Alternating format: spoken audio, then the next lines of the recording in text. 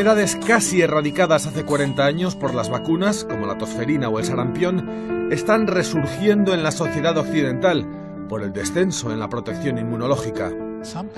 Hay gente que cree que no es necesario vacunar a sus hijos, porque tenemos un sistema inmunológico muy bueno. Pero se olvidan de que esos bichos que nos rodean han estado coevolucionando con nosotros, a veces durante millones de años, y en algunos aspectos son más inteligentes que nosotros. Cuanta más gente a mi alrededor esté protegida, menos posibilidades tengo de encontrarme con alguien que tenga la enfermedad. Pero hay casos de reacciones atípicas y graves ante una vacuna, que generan desconfianza entre la población y el consiguiente rechazo a la inmunización. Sufría convulsiones muy violentas. Echaba espuma por la boca. Estaba temblando. Y yo no sabía qué hacer. Soy uno entre 1 millón, en el sentido de que contraje la polio por la vacuna. Las vacunas, como cualquier otro procedimiento médico, pueden provocar daños, pero si las observamos objetivamente, con todo lo que hemos aprendido después de 200 años fabricando vacunas, podemos afirmar que sus beneficios superan claramente a los riesgos. El colectivo científico médico asegura que mientras la enfermedad exista en algún lugar de nuestra comunidad, estamos en peligro. ¿Cómo decidimos entonces si debemos vacunarnos o no? ¿Y qué riesgos entraña? Amor, miedo y vacunas. A continuación, en Documentos TV.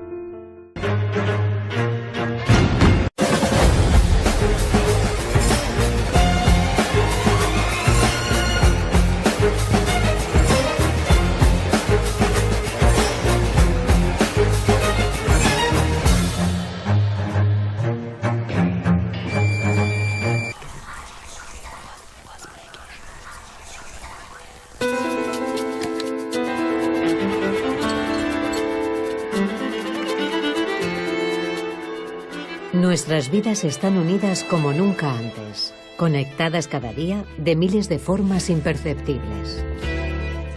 La humanidad es como un tapiz, donde cada hilo individual juega un papel.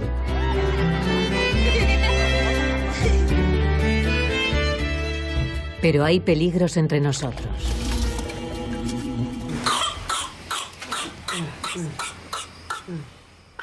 Enfermedades apenas vistas durante toda una generación están volviendo. El sarampión es una enfermedad asociada a los niños. Jamás la asociaríamos a un adolescente ni a un adulto. Por todo el mundo hay niños enfermando y muriendo debido a que sus padres evitan ponerles las vacunas. En cuestión de 10 horas, pasó de estar jugando a morir en mis brazos. Fue así de rápido. Si las tasas de inmunización mediante la vacunación comienzan a disminuir, se producirá un resurgimiento de las enfermedades. El resultado podría ser un auténtico tsunami de enfermedades. Pero hay casos de reacciones atípicas y graves ante una vacuna. Y eso va minando la confianza de la gente. Sencillamente me dijeron, lo sentimos, pero su hijo sufre algún tipo de parálisis y no sabemos por qué. Es como vivir con una bomba. En un minuto puede pasar de reírse a sufrir un ataque.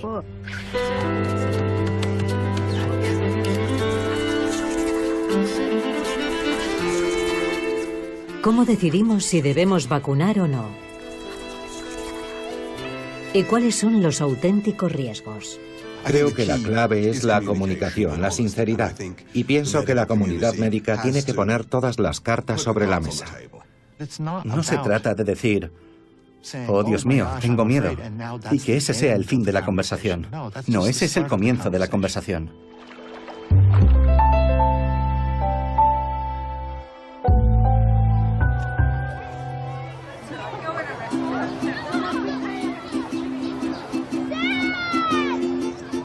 En Australia, como en gran parte del mundo desarrollado, las vacunas están ampliamente aceptadas. Más del 90% de la población apoya la vacunación. Solo un 2% se opone a ella. Pero en 2012 una encuesta reveló que más del 50% de los padres tiene dudas en cuanto a las vacunas. Y algunos están mucho más preocupados por las vacunas que por las enfermedades que éstas previenen. Hasta hace poco, Yumana y Billy Chandap disfrutaban de una vida familiar rutinaria. Pero entonces alguien, en algún lugar, le pasó un germen peligroso a Osman, su hijo recién nacido. Y de repente, la vida se les torció de forma horrible.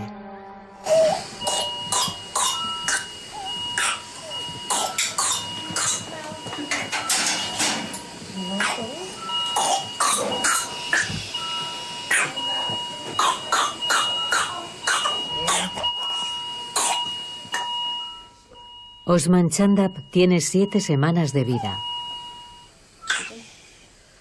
Tenía que vacunarse contra la tosferina a la semana siguiente. Pero el virus lo alcanzó antes. Su madre, Yumana, lo trajo al hospital hace 2 días. Lo que empezó como una rinitis y un ligero resfriado se ha convertido en una sucesión de episodios aterradores en los que el bebé lucha por respirar. La tosferina o pertusis, como se la conoce formalmente, puede ser mortal en los pequeños. 1 de cada 4 bebés hospitalizados sufre complicaciones graves, como la neumonía. 1 de cada 250 muere. La tosferina la causa una bacteria llamada Bordetella pertussis. Dicha bacteria produce una toxina que ataca las vías respiratorias y provoca una bronquitis. Los bebés sufren de flemas muy pegajosas que no pueden expulsar. Lo intentan y eso es lo que les hace toser.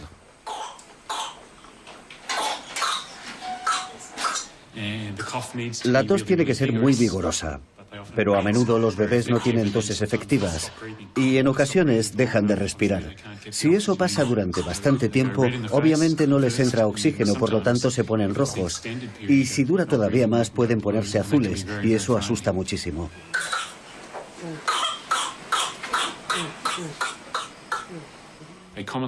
Habitualmente sufren una neumonía, como la que tiene este bebé. Y puede ser muy grave, por eso necesita oxígeno constantemente.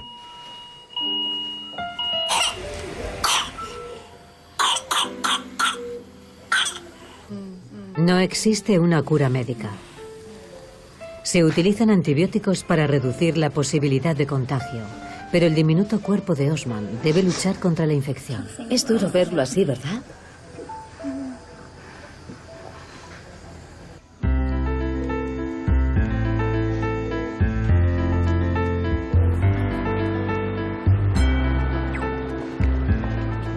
Por toda Australia, los niveles de tosferina detectados este año son los mayores de las últimas 5 décadas. En 2011 hubo casi 40.000 casos, y estas cifras se repiten por todo el mundo. La tosferina no es la única enfermedad que ha reaparecido. El sarampión también ha vuelto. Se han detectado más de 28.000 casos en Europa en 2011. 7.000 personas fueron hospitalizadas y 9 murieron.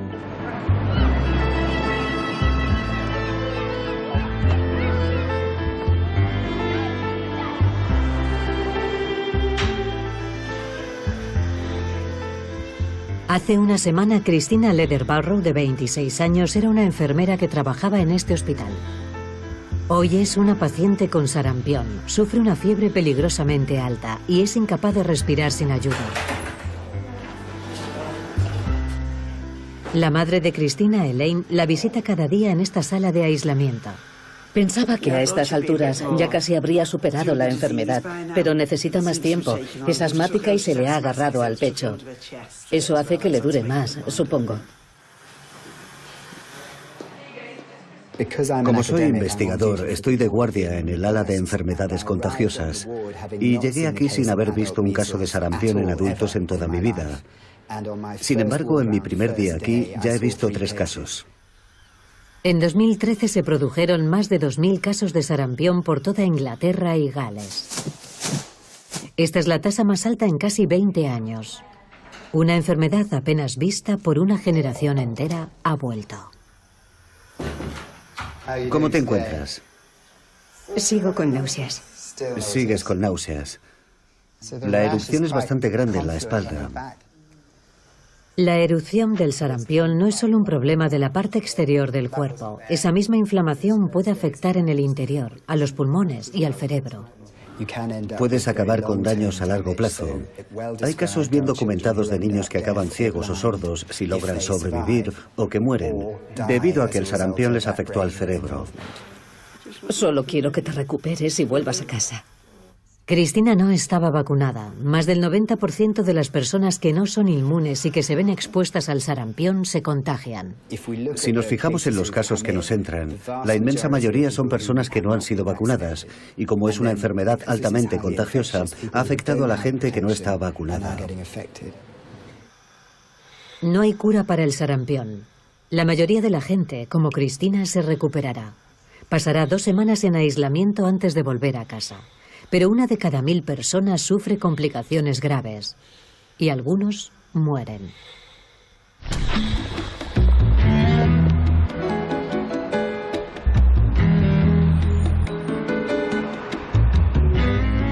El doctor Paul Offit es un pediatra experto en las enfermedades infecciosas y su historia. También es el coinventor de una vacuna que se calcula salva varios cientos de miles de vidas cada año. Todos tenemos nuestras opiniones. La mía es que trabajo en un hospital y, por ejemplo, en 1991 en Filadelfia hubo una gran epidemia de sarampión. El foco fueron 2 iglesias fundamentalistas en las que decidieron no vacunar a los niños. Como consecuencia, unas 600 personas de ambas congregaciones se contagiaron de sarampión. La enfermedad se extendió a la comunidad colindante. De los 9 niños fallecidos durante esa epidemia, 7 murieron en nuestro hospital. Nosotros tuvimos que verlos, mientras tratábamos de ayudarles. Nuestro trabajo es intentar salvar sus vidas, pero cuando estás ahí sin poder ayudarles y viéndoles morir, eso te afecta. Por improbable que parezca, este hombre también es un gran defensor de las vacunas. El doctor Peter Fisher es el director clínico del mayor centro de salud alternativa de toda Europa y es el homeópata de Su Majestad, la Reina Isabel. Creo que es perjudicial que exista tal polaridad entre los provacunas y los antivacunas. Es indiscutible que la inmunización ha salvado la vida de muchísimos millones de personas, especialmente niños por todo el mundo.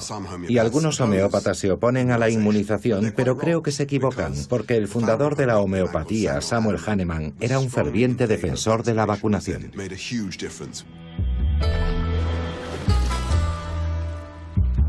Por sorprendente que parezca, la vacunación comenzó como un tipo de terapia tradicional hace al menos 1000 años. En India, cuando una epidemia de viruela se acercaba a una ciudad, se dice que había gente que hacía cosas extraordinarias, como ponerse en una cola para comprar la enfermedad. Los curanderos, conocidos como brahmins, cogían un trapo y frotaban el brazo de una persona. Luego le raspaban la piel, lo suficiente para hacer sangre. A continuación les aplicaban pequeñas postillas secas de viruela, tomadas de pacientes que habían sobrevivido a la enfermedad. La mayoría de ellos enfermaban, pero se recuperaban, y desde aquel momento se volvían inmunes. Hace más de 1000 años, los brahmins ya observaban uno de los principios básicos de la inmunidad. Es muy extraño que alguien se infecte 2 veces.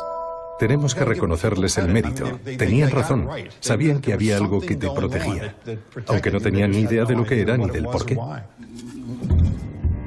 Esta primitiva forma de inoculación se llamaba variolización. Algunos dicen que provenía originariamente de África. Otros creen que comenzó como una antigua forma de medicina china, en la que se esnifaba el polvo de las postillas de la viruela. Sabemos que en el año 1000 de nuestra era, los chinos utilizaban la variolización, es decir, utilizaban la viruela para protegerse de la viruela, y luego utilizaban algunas técnicas muy avanzadas que ahora reconocemos en la virología moderna. Y algo importante, siempre utilizaban una versión debilitada de la enfermedad. Seleccionaban los casos más suaves, recogían la linfa, la metían en un vial, dejaban que se secara y la guardaban unas 2 o 3 semanas. Desde los brahmins en India, avanzamos unos 700 años hasta Europa, donde más de 400.000 personas morían cada año a causa de la viruela. Una madre inglesa, Lady Mary Worley Montagu, acababa de sobrevivir a la viruela y quería desesperadamente proteger a sus hijos. Estando en Constantinopla, afirmó haber visto una práctica totalmente desconocida en la medicina inglesa. La anciana vino con un pequeño recipiente lleno de la mejor viruela y me preguntó qué vena quería utilizar. Inmediatamente abrió la vena que le ofrecí, lo que no produjo más dolor que un arañazo normal y corriente, e introdujo en la vena la cantidad de sustancia que puede caber en la cabeza de una aguja. Al igual que los brahmins, las mujeres de la zona practicaban algún tipo de medicina antigua, transmitida de generación en generación. Los niños podían jugar el resto del día. Luego les subía la fiebre y tenían que guardar cama durante 2 días, en raras ocasiones 3.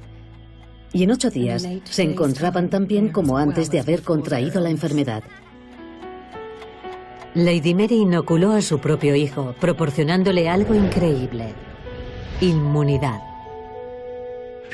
La gente sabía que si luchabas contra una enfermedad, sobrevivías y eras inmune el resto de tu vida, era algo bueno. Por tanto, intentaban averiguar cómo podían simular esa infección sin provocar un gran sufrimiento o la muerte. Lady Mary llevó la técnica de vuelta a Inglaterra, donde fue ampliamente aceptada. No entendían por qué funcionaba y tampoco estaba exenta de riesgos, pero la tasa de muertes causadas por la viruela era de un 30%. Con la variolización cayó a un 2%. 70 años más tarde, Edward Jenner, un médico inglés, consiguió un avance importante. Demostró que una infección deliberada con una enfermedad suave no letal llamada viruela bovina también nos inmunizaría contra la viruela normal.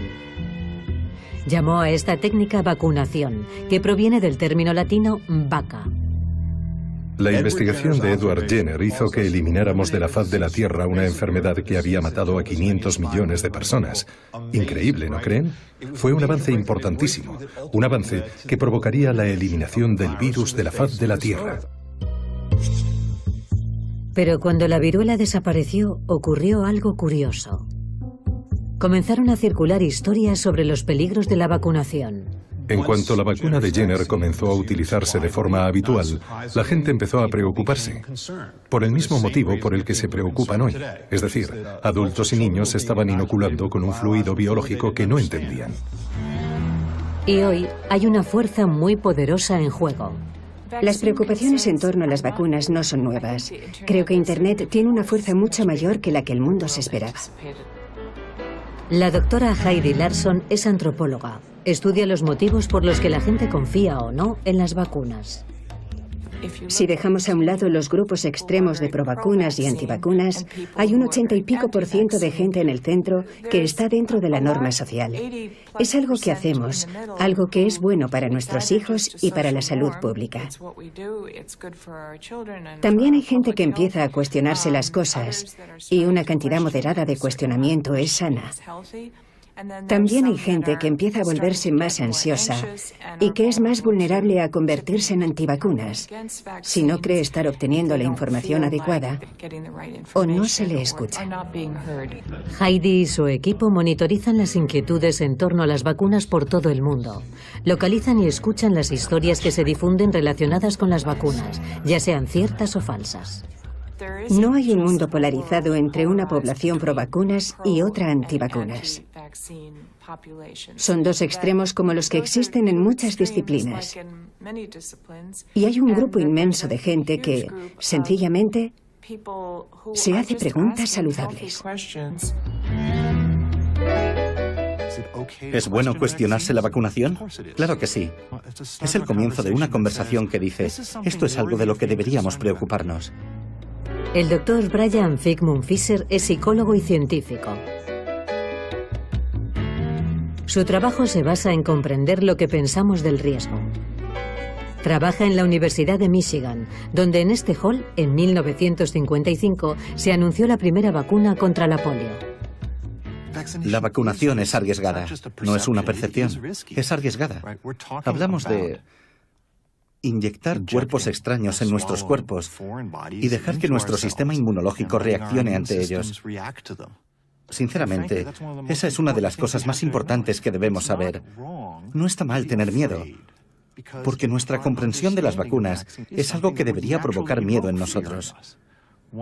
Pero una vez que nos demos cuenta de que una vacuna, por definición, hará que tengamos miedo, tenemos que hacernos la siguiente pregunta. ¿Por qué debería hacerlo?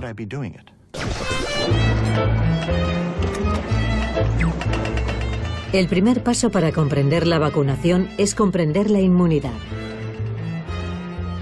Sir Gustav Nossal es una superestrella de la inmunología. Con 81 años ha sido testigo y precursor de tremendos conocimientos acerca de cómo nuestro sistema inmunológico nos protege. Lo que hemos visto en el mundo industrializado es que básicamente todas las epidemias importantes han desaparecido. Tal vez la más dramática de mi vida haya sido la polio. Cuando era pequeño, mi madre no nos dejaba ir a la piscina ni al cine durante una epidemia de polio, por miedo a que pudiéramos contraer esa terrible parálisis infantil. Cada día nos encontramos con miles, incluso millones de gérmenes. La mayoría son inofensivos y algunos son beneficiosos, pero hay gérmenes peligrosos a los que hay que detener. La inmunidad es un maravilloso sistema natural de defensa del cuerpo humano. Depende de que los glóbulos blancos de la sangre se multipliquen rápidamente para protegerte contra una enfermedad. Imagínense millones de células inmunológicas, como los glóbulos blancos, todas en busca de gérmenes concretos. Si ven algo peligroso, como la gripe, se preparan para luchar. Cuando el virus de la gripe entra en tu cuerpo, los glóbulos blancos van a por él y se enfadan. Los glóbulos se arman y luego se replican, creando un ejército de clones. Luego lanzan poderosos agentes que luchan contra los gérmenes, llamados anticuerpos, y que marcan a aquellos de los que deben librarse. En cuanto el germen ha sido expulsado, el ejército inmunológico rompe filas, pero deja atrás de sí unas células de memoria. Su trabajo es recordar al invasor y dar la alarma si vuelve a aparecer. Cuando nacemos, aún no tenemos un sistema inmunológico muy maduro. Por tanto, si un bebé contrae una infección, es tremendamente vulnerable. Hay gente que cree que no es necesario vacunar a sus hijos, porque tenemos un sistema inmunológico muy bueno. Pero se olvidan de que esos bichos que nos rodean han estado coevolucionando con nosotros, a veces durante millones de años, y en algunos aspectos son más inteligentes que nosotros. Han elaborado formas de evitar nuestro sistema inmunológico a menos que lo armemos con antelación. Por tanto, los glóbulos blancos no serían lo bastante rápidos ni lo bastante inteligentes si no les hubiéramos dado una inmunización previa. Lo que hace una vacuna es enviar un impostor, una versión debilitada o muerta del germen, lo bastante como para ser reconocida. Las células inmunológicas montan la defensa. Pero como la amenaza es baja, rápidamente se dispersan. Sin embargo, han creado las importantísimas células de la memoria. El sistema inmunológico ahora está preparado para el germen real, sin que se haya provocado una enfermedad grave. Cuando la mayor parte de la población está vacunada, las comunidades están protegidas, pero si las tasas de vacunación descienden, las comunidades pueden volverse vulnerables.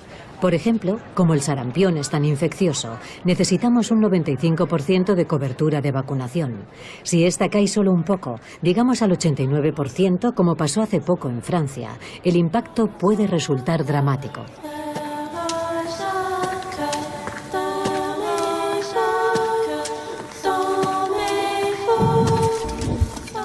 En 2007 hubo solo 40 casos de sarampión en toda Francia. Pero en 2008 una niña de 10 años regresó de sus vacaciones en Austria. Volvió al colegio y jugó con algunas amigas. Estas jugaron con sus hermanos, que luego volvieron a sus colegios. Y varios días después las niñas se pusieron enfermas, pero cuando se dieron cuenta de que era sarampión ya era demasiado tarde. La infección pasó de colegio en colegio, de distrito en distrito, infectando a la población susceptible de ser infectada. Hasta que en 2011 hubo más de 15.000 casos y al menos 6 personas murieron. Creo que el sarampión es el mejor ejemplo en cuanto a un caso actual de inmunización inadecuada y sus consecuencias.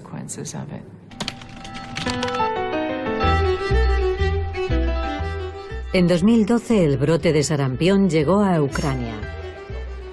A mitad de año se habían producido más de 10.000 casos. Justo en la época en la que 1 millón de aficionados al fútbol llegaban a la zona para presenciar la Eurocopa.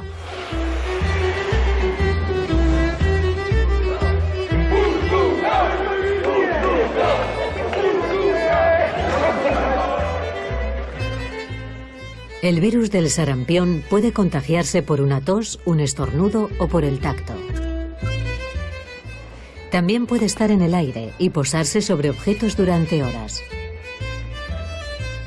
Y lo que es más importante, la gente puede propagar la enfermedad días antes de mostrar ninguna señal de la misma. El virus se extendió por la zona de Lviv, porque la tasa de vacunación allí es extremadamente baja, de un 40%. Ese brote se vio acelerado por una escasez de vacunas y una gran desconfianza en la vacunación. Desconfianza amplificada por las terroríficas historias que circulan por Internet. Las historias que circulan y se hacen virales son historias con un poder emotivo. ¿Y cuál es la historia más emotiva? La historia de algún niño herido.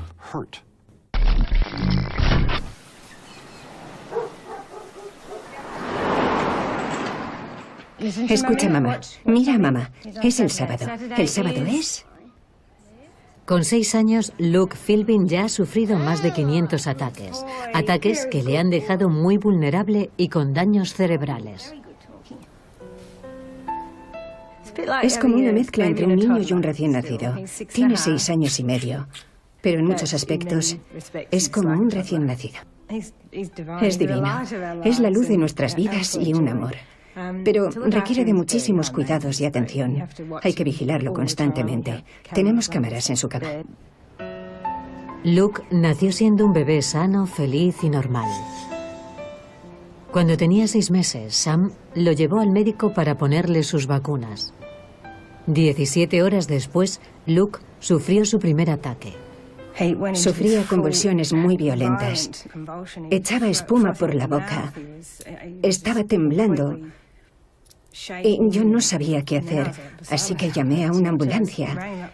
Y cuando entraron en la casa se detuvo y se quedó totalmente inerme y se volvió azul. Y yo sufrí una especie de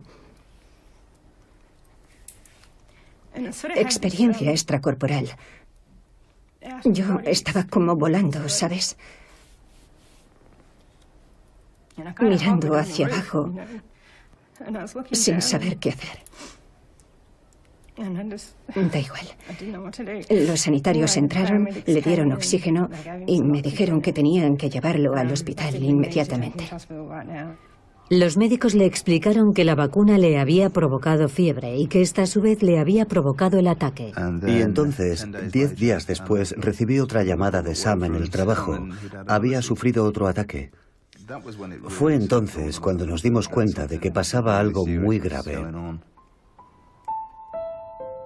Los ataques continuaron constantemente.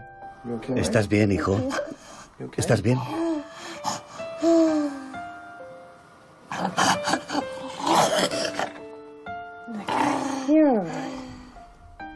Acudí a Internet y me puse a buscar por todas partes. Miré en libros pro vacunas y antivacunas para encontrar historias similares. Durante 6 meses pensábamos que todo había sido provocado por la vacuna y nos culpábamos. ¿Por qué le hemos hecho eso? Si no lo hubiéramos vacunado, todo iría bien. Tenemos amigos con hijos de la misma edad que han sido vacunados. Y en nuestra familia solo le ocurrió a Luke. No lográbamos entender por qué. Después de muchos meses investigando en busca de respuestas, descubrieron que la clave de la enfermedad de Luke estaba al otro extremo de Melbourne.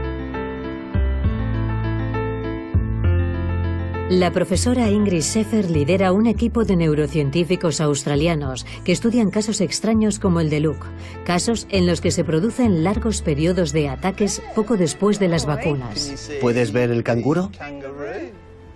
Mira el canguro. Ahí está Ingrid. Es importante que hubiese ocurrido tan cerca del periodo de vacunación. Y eso fue lo que nos llevó a pensar que era una encefalopatía de la vacuna. Y lo he dicho entre comillas, porque todo el mundo pensaba que al producirse el ataque justo después de la vacuna había sido la causa. Eres un niño perfecto. Durante 6 años el equipo de Ingrid estudió a sus pacientes meticulosamente.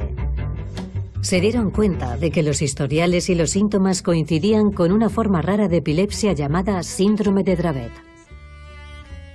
El síndrome de Dravet es un caso grave de epilepsia que comienza en la infancia y afecta a bebés perfectamente normales y sanos. A los 12 meses empiezan a desarrollar otro tipo de ataques. Por lo tanto, tienen un desarrollo normal hasta que cumplen 1 o 2 años, momento en el que el proceso se ralentiza. Y la mayoría de niños con este síndrome sufren problemas intelectuales.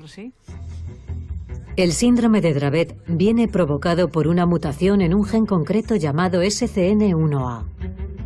Y eso afecta las conexiones del cerebro. Esta es una nueva mutación, no es algo que se pasa de padres a hijos.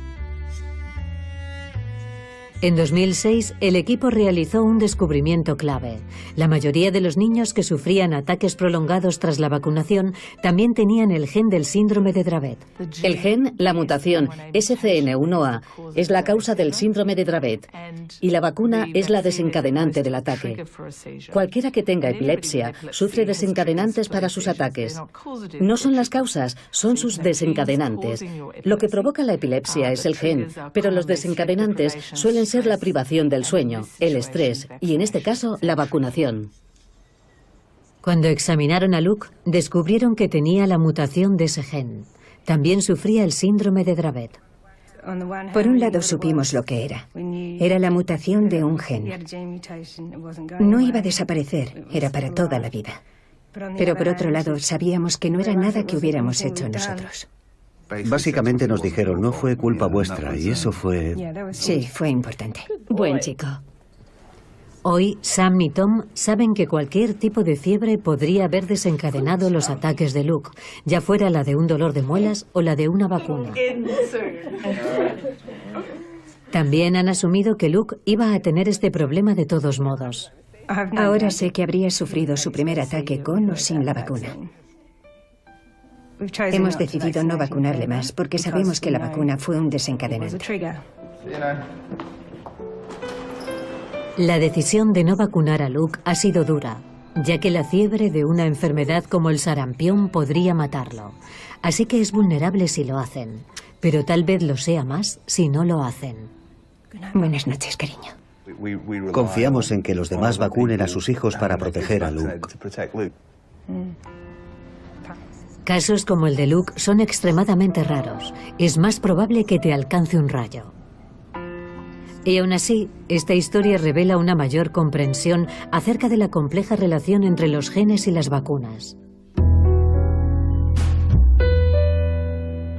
Una mejor comprensión ayudó a crear una vacuna mejor contra la polio.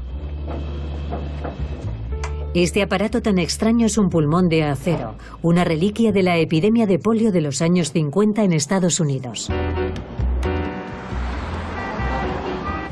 En los 40 y los 50, cuando la polio era invencible, decenas de miles de niños se quedaban paralíticos cada año y hasta 1.500 niños se podían morir. Eso hacía que la polio fuera particularmente odiosa, porque nunca sabías qué podría pasar. Esto se llama pulmón de acero. ¿Lo habíais oído alguna vez? Esta era mi peor pesadilla. Cuando era pequeña tenía muchísimo miedo de tener que meterme en uno. En la lucha contra la polio, liderada por la Fundación Nacional contra la Parálisis Infantil, hemos pasado muchísimos años de esfuerzos y angustias. En 1955 llegó el anuncio que cambiaría la historia.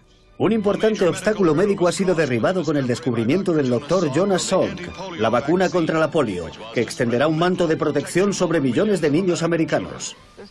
Desarrollaron una vacuna que podía prevenir la polio. Por fin, el clímax de la producción, la inactivación. La noticia circuló como la pólvora. Ya existía una forma de prevenir la polio.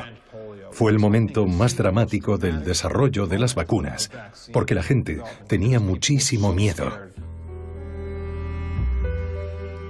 Por desgracia, la euforia no duró mucho. 14 días después, los agentes de salud pública retiraron la vacuna. Uno de los laboratorios implicados, el laboratorio Cater, la había fabricado mal. Como consecuencia, unos 120.000 niños habían sido inoculados sin querer con un virus letal de polio. 200 sufrieron parálisis total y 10 fallecieron. Creo que fue el peor desastre biológico de la historia de nuestro país. El director general de Salud Pública suspendió la vacuna y se introdujeron nuevos protocolos de prueba para impedir que volviera a ocurrir un desastre similar. A medida que las epidemias de polio continuaban asolando Estados Unidos, quedaba claro que aquellos que habían recibido la vacuna fabricada correctamente estaban protegidos. Por tanto, se retomó la vacunación. En los años 60 se presentó una segunda vacuna oral. Administrada en forma de azucarillo, se convirtió rápidamente en la elección más popular. Era barata y fácil de administrar. Juntas, ambas vacunas hicieron que los casos de polio se redujeran en más de un 99%. Sin embargo, la vacuna oral utilizaba una forma débil pero viva del virus. Había un pequeño riesgo de mutación, de que se volviera peligroso. Un riesgo de 1 entre 2,4 millones de dosis.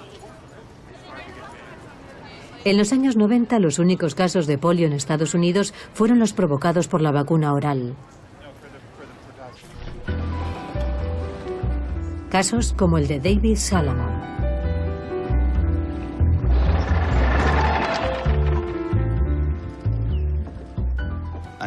Contraje la polio por culpa de la vacuna. Me afectó en la pierna derecha.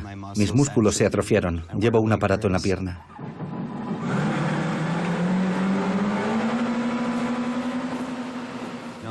Soy 1 entre 1 millón, en el sentido de que contraje la polio por la vacuna. Pero también soy 1 entre 1 millón por haber nacido en la familia que he nacido. Cuando David tenía 6 meses, sus padres lo llevaron a tomar la vacuna oral de la polio. En 24 horas, David había sufrido fiebre y una erupción. Lo llevamos al pediatra y nos dijo, no es nada, será una pequeña reacción, pero no se preocupen. Fiebre alta. Pero parecía ir a peor.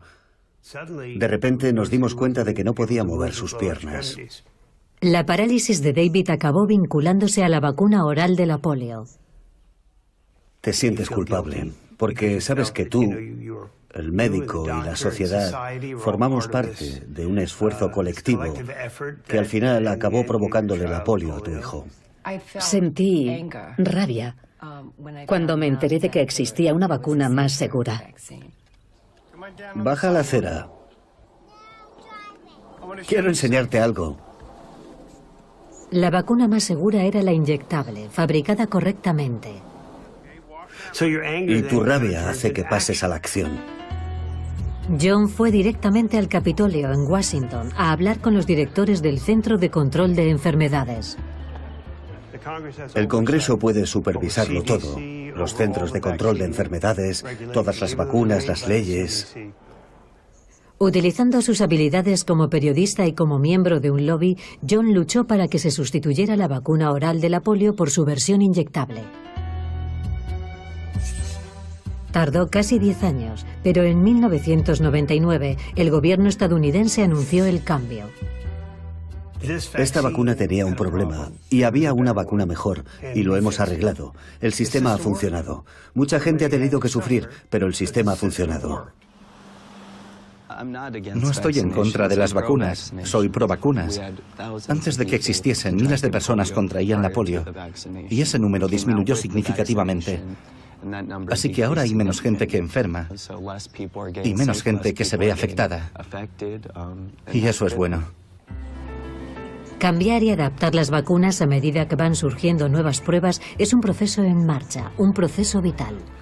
Las vacunas, como cualquier otro procedimiento médico, pueden provocar daños, pero si las observamos objetivamente, con todo lo que hemos aprendido después de 200 años fabricando vacunas, podemos afirmar que sus beneficios superan claramente a los riesgos. Y los riesgos son, básicamente, pequeños y raros. Las dudas en cuanto a las vacunas pueden suscitar cambios positivos, pero también pueden causar daños. A veces los rumores pueden ser mortales.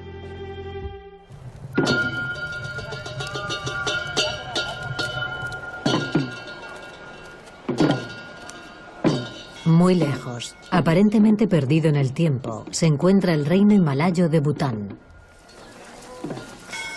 Esta nación budista, conocida por valorar la felicidad de su pueblo, tuvo que tomar hace poco una decisión vital sobre un nuevo tipo de vacuna. Las vidas de estas niñas y de sus familias se ven afectadas por un cáncer cervical. Es la mayor amenaza de cáncer que sufren las mujeres de Bután. Pero ahora hay una forma de proteger a estas jóvenes. El profesor Ian Fraser ha pasado 15 años desarrollando la primera vacuna del mundo diseñada para impedir un cáncer. Impide la infección causada por el virus que provoca el cáncer, conocido como VPH o virus del papiloma humano. La clave es proteger a las mujeres antes de que se vean expuestas. El cáncer cervical es la consecuencia de una infección que se contrae a través de las relaciones sexuales. Si una mujer se encuentra entre el 2% que no puede eliminar la infección, corre un gran riesgo de contraer dicho cáncer durante su vida. Al estar provocado por una infección, podemos utilizar las defensas que empleamos normalmente para impedir esa infección, vacunas incluidas. Y por suerte, ahora tenemos una vacuna efectiva que ayuda a impedir casi el 70% de los casos de cáncer.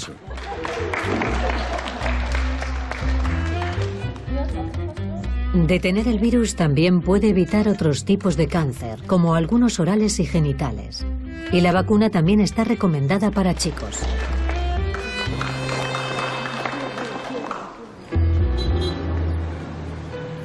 Pero con las nuevas vacunas llegan nuevos miedos. En Bután, la vacuna estuvo a punto de no recibir el visto bueno del gobierno. 2 semanas antes de su lanzamiento, se produjo una tragedia en el país vecino, India, donde cada año mueren unas 70.000 mujeres de cáncer cervical. En 2009, unas jóvenes de los pueblos del distrito de Kaman fueron inoculadas con la vacuna del VPH. El objetivo era vacunar a chicas de entre 10 y 15 años en pueblos remotos, escuelas y albergues. 14.019 mujeres fueron vacunadas, pero en menos de 6 meses, 4 de ellas fallecieron. Hubo una gran protesta popular. Miles de personas solicitaron que el gobierno retirara la vacuna. La historia se hizo viral, llegando a todas partes del mundo. Las 4 muertes fueron investigadas. Se anunció que 2 chicas habían muerto por una intoxicación, otra de ellas ahogada y la cuarta por una fiebre de origen desconocido. Muy pocos medios informaron de esos nuevos hallazgos. Esas chicas inmunizadas fallecieron, es verdad. Fue algo que pasó, pero ha quedado demostrado que no fue por culpa de la vacuna. En 2010, el gobierno indio retiró la vacuna. Aunque una sola de esas muertes hubiera estado relacionada con la vacuna, habría sido algo malo. Pero el impacto de no vacunar a la población de India es de 70.000 muertes por cáncer al año. Nunca en la historia la información, ya fuera buena o mala, ha sido capaz de viajar tan rápido y de asustar a tanta gente. Lo peor de los rumores que provocan este pánico es que no se investigan, que no se estudian. En el campo de la gestión de riesgos, lo más importante es minimizar la incertidumbre, porque la incertidumbre crea más ansiedad. puede provocar que la gente tome decisiones erróneas que empeoren la situación. En 1998, otro rumor provocó el caos por todo el mundo, cuando la SPR o vacuna contra el sarampión, las paperas y la rubeola se vinculó con el autismo. Muchos estudios realizados por todo el mundo han demostrado que esa teoría es incorrecta. Hubo un caso famoso en el Reino Unido por el que se afirmó que la vacuna SPR provocaba autismo. Eso es una tontería. Evidentemente no es cierto. Y aún así provocó un gran descenso en la inmunización contra el sarampión. Hubo un clamor popular. El miedo a la SPR provocó una caída en las vacunaciones y un resurgimiento del sarampión. Tal vez no estemos comunicando de forma eficiente que se trata de una vacuna desarrollada para impedir que los niños sufran daños permanentes o se mueran. La gente empezaba a creer que esta vacuna sencillamente impedía que los niños sufrieran una pequeña erupción o una pequeña enfermedad. La causa del autismo aún no ha quedado clara. Cientos de investigadores por todo el mundo están buscando respuestas. Hay pruebas de que los trastornos del autismo son más genéticos que la epilepsia, tanto en estudios realizados con gemelos como con familias completas. Por tanto, supongo que el debate sobre el autismo seguirá siendo igual. Es un trastorno genético. Aparecerá más o menos a la vez que se administra la vacuna contra el sarampión, las paperas y la rubeola. Y al final sabremos que la culpa no es de la vacuna y que esos niños tenían los factores genéticos que desencadenaban el trastorno del autismo. De vuelta en Bután, los informes de las 4 chicas fallecidas en India fueron examinados al más alto nivel, incluyendo la familia real. Ellos decidieron continuar con el reparto de la vacuna del VPH, ya que la amenaza de cáncer cervical era demasiado grande. Tenemos muchas más pacientes de cáncer. Es descorazonador ver a mujeres en las últimas fases del cáncer y a los niños al lado de sus camas. Y creo que es importante hacer algo al respecto.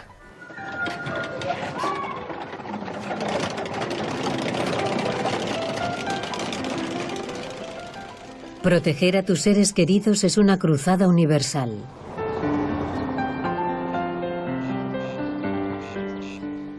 En Minnesota, una familia pagó el precio más alto por la falta de protección. Dwayne Peterson es un próspero agricultor. Su mujer, Shannon Duffy, trabaja en casa y cuida de los niños. Su hijo mayor, Sam, su hermano Nicholas y la pequeña Amelia.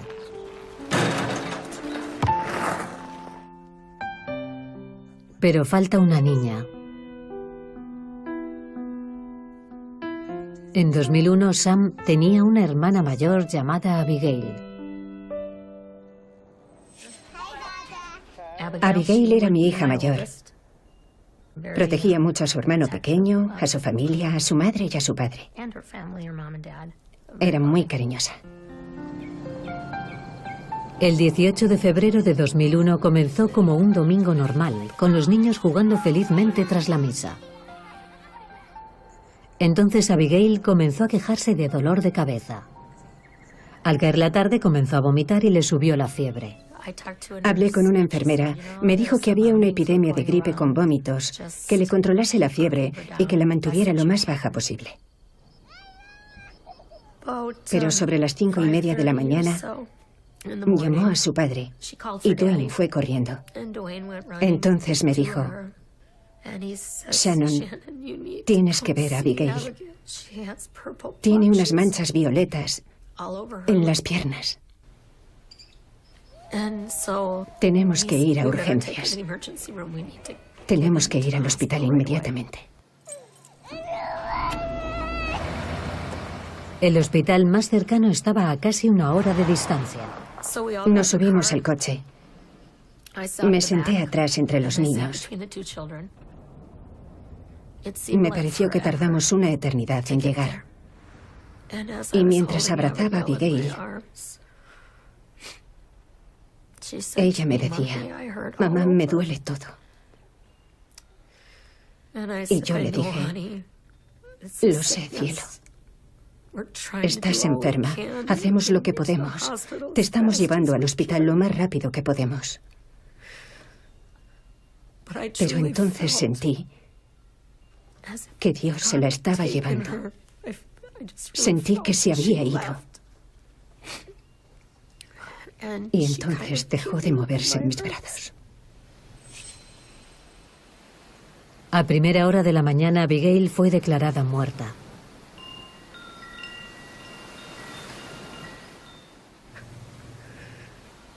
Por increíble que parezca, las cosas estaban a punto de empeorar. Volvimos a la granja y había muchísima gente. Entonces Samuel empezó a vomitar. Tenía lo mismo que ella. Sam estuvo en cuidados intensivos 2 días. Dejó el hospital justo a tiempo para llegar al entierro de su hermana mayor.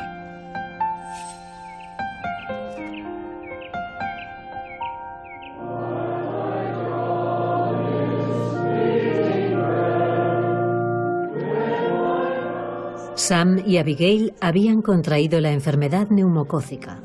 Es un término amplio que incluye enfermedades muy graves como la meningitis y la neumonía. Mata a más de 1 millón de personas al año. Y es la enfermedad más evitable gracias a las vacunas. Tanto Ab como Sam habían sido vacunados con todas las vacunas. En el estado de Minnesota, la vacuna neumocócica y la de la varicela no son obligatorias. Por tanto, no se las administraron. Le pregunté a nuestro pediatra y él me dijo que no se las pusiera. Creía que eran chicos sanos y que no tendrían problemas sin la vacuna. Estaba desalentada, totalmente, porque yo quería ponerles la vacuna a mis hijos. Debería haber insistido. Pero en aquella época yo no tenía suficiente información.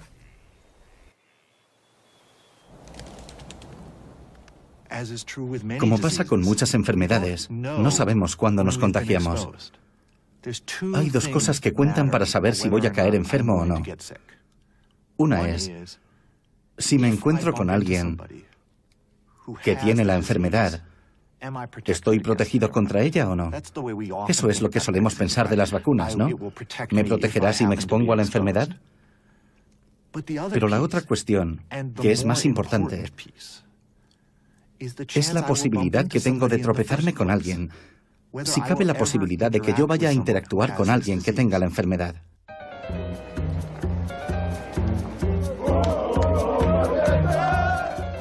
Cuando una enfermedad ya está entre nosotros, a veces no resulta tan obvio. Puede estar presente y extenderse en silencio, transmitida por gente que no tiene ni idea de que está infectada.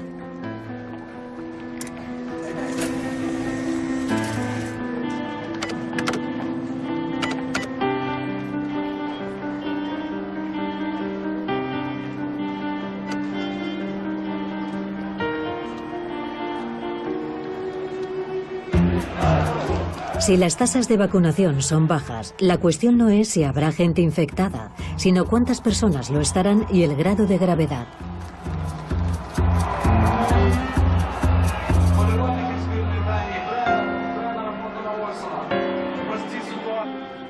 Cuanta más gente a mi alrededor esté protegida, menos posibilidades tengo de encontrarme con alguien que tenga la enfermedad. Y cuanto menos exista esa enfermedad entre mi círculo de conocidos, o en el círculo de al lado, o en el de un poco más allá, más seguro estaré. Yo no puedo controlar lo que hacen los demás, pero lo que hago yo no solo me afecta a mí. El mismo conjunto de círculos es igual para todo el mundo. La única forma de estar totalmente seguros de que no nos pondremos enfermos es hacer que todos los círculos, desde el de mi familia, al de mi barrio, al de mi país o al del mundo entero, estén inmunizados. Ya lo hemos hecho una vez con la viruela. Pero la realidad es que aún hay enfermedades peligrosas entre nosotros. Por lo tanto, ante la decisión de vacunarnos o no, ¿cómo sopesamos los riesgos?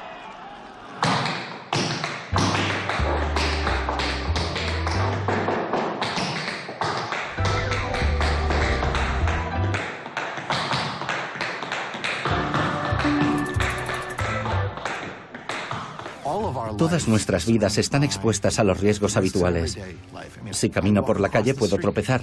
Podría atropellarme un coche. Mi hija tiene 13 años. Es bailarina de claqué. Como padre, debería pensar si es lo bastante mayor como para gestionar los riesgos que suponen subirse a un autobús sola, cruzar la ciudad, tratar con la gente que se puede encontrar. ¿Sería totalmente seguro afirmar que nada malo podría pasarle? Claro que no.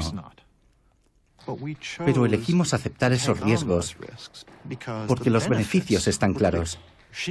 Ella puede madurar como persona, practicar su baile, vivir su vida.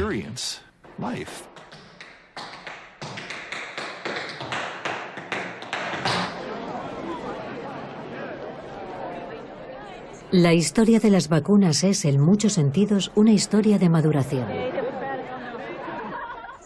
Según pasamos de unas antiguas técnicas y un entendimiento limitado a explorar una nueva generación de vacunas contra las plagas modernas como el cáncer, la diabetes y la demencia, y mientras consideramos hacia dónde queremos viajar, merece la pena recordar dónde hemos estado. En 1955 fue aquí donde el doctor Thomas Francis anunció al mundo la apertura del periodo de pruebas de la vacuna contra la polio y le dijo al mundo que la vacuna era segura, efectiva y potente. Adoro tener esta conversación aquí, en esta sala, porque lo que necesitamos es volver a ponernos en el estado mental de la gente que estaba aquí en 1955. Ellos vieron los ensayos con las vacunas y dijeron, esta es una opción mejor. No es perfecta, pero es mejor que aquello a lo que nos enfrentamos si no vacunamos.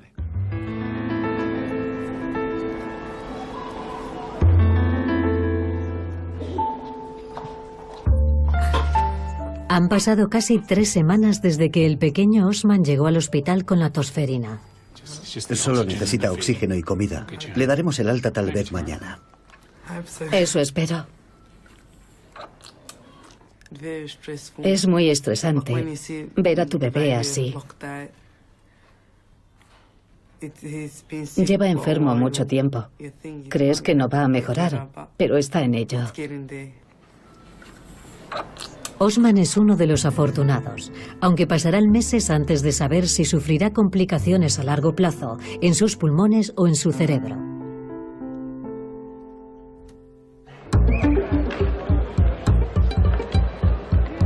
De vuelta en Ucrania, la final de fútbol se ha terminado. Los miles de personas que han venido aquí ya se han diseminado por Europa y por el mundo. Muy pocos han sido conscientes de que se encontraban en plena epidemia de sarampión o de que tal vez se estén llevando la enfermedad a casa con ellos. Mientras la enfermedad exista en algún lugar de nuestra comunidad, estamos en peligro, incluso aquellos que estamos vacunados, porque las vacunas no son perfectas. No van a proteger a todo el mundo. Mientras la enfermedad exista, merece la pena vacunarse. Estamos en esto juntos. Todos habitamos este planeta y todos tomamos decisiones que no solo nos afectan a nosotros, sino también a los demás. Y me gustaría creer que hay algo en nosotros que nos permite verlo de ese modo. No cabe duda de que muchos niños han muerto. En países desarrollados, con buena alimentación y buenos cuidados, de eso no cabe duda alguna. Tal vez el mensaje más importante es que debemos recordar la historia. Las vacunas nos han dado un regalo increíble, pero a menudo invisible. Porque las historias normales de tantísimos millones de personas que estamos vivos y sanos, a salvo de las enfermedades o de las reacciones de las vacunas, no se suelen contar. Todos queremos tener una vacuna y que el niño esté bien. Y que el niño salga al mundo y que nunca se ponga enfermo. Esa es la historia que todos queremos, pero la que menos se cuenta.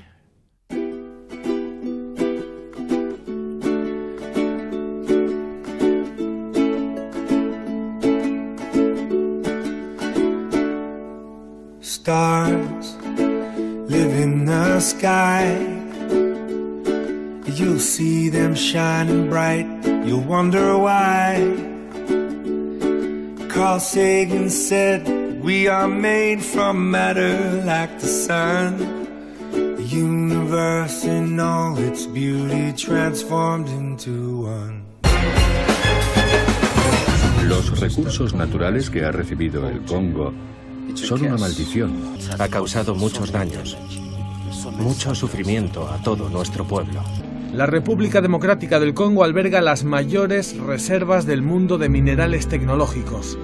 Una riqueza convertida en maldición que ha ayudado a financiar uno de los conflictos más mortíferos desde la Segunda Guerra Mundial. Empezaron a disparar. La gente caía muerta al momento. Otros huían. Cogieron a las mujeres y las violaron. Esta guerra está provocada por todos los que se enriquecen con los minerales. ¿Cómo va a terminar? La lucha de Occidente por controlar unos recursos indispensables para sus industrias armamentística y tecnológica ha generado guerras y dictaduras en las que los congoleños han sido las principales víctimas. Eso es lo que hacen las multinacionales. Tratas con el poder o con quienes crees que conseguirán el poder. ¿Quién se beneficia de todo esto? Los minerales que salen del país van a compañías estadounidenses. Los congoleños han sido humillados, pisoteados por los extranjeros, por sus propios líderes, y se sienten completamente impotentes. La gente muere. ¿Qué valor tiene la vida de un congoleño comparado con un nuevo móvil o una televisión? El negocio de los minerales no entiende de responsabilidades, mientras el pueblo congoleño continuará pagando con sus vidas el valioso suelo donde es enterrado. Es como cuando dos elefantes luchan. Es la hierba la que sufre sin ningún motivo, igual que nosotros. Cuando los elefantes luchan, la próxima semana en Documentos TV.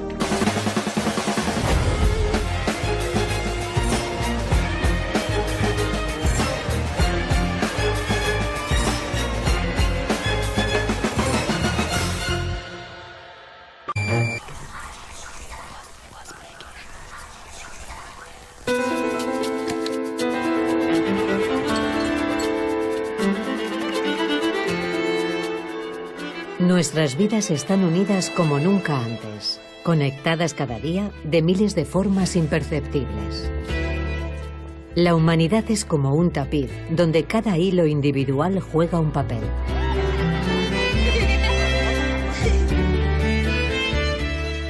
Pero hay peligros entre nosotros.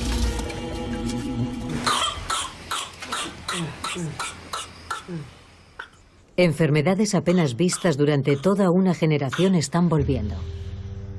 El sarampión es una enfermedad asociada a los niños. Jamás la asociaríamos a un adolescente ni a un adulto. Por todo el mundo hay niños enfermando y muriendo debido a que sus padres evitan ponerles las vacunas. En cuestión de 10 horas, pasó de estar jugando a morir en mis brazos.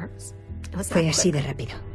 Si las tasas de inmunización mediante la vacunación comienzan a disminuir, se producirá un resurgimiento de las enfermedades. El resultado podría ser un auténtico tsunami de enfermedades. Pero hay casos de reacciones atípicas y graves ante una vacuna. Y eso va minando la confianza de la gente. Sencillamente me dijeron, lo sentimos, pero su hijo sufre algún tipo de parálisis y no sabemos por qué. Es como vivir con una bomba. En un minuto puede pasar de reírse a sufrir un ataque.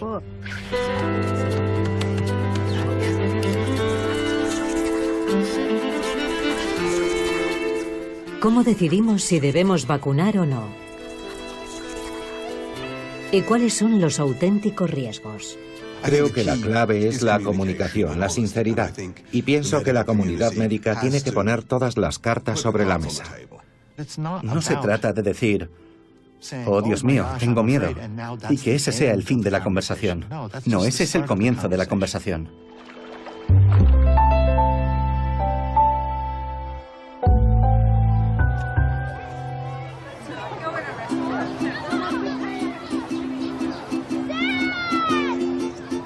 En Australia, como en gran parte del mundo desarrollado, las vacunas están ampliamente aceptadas.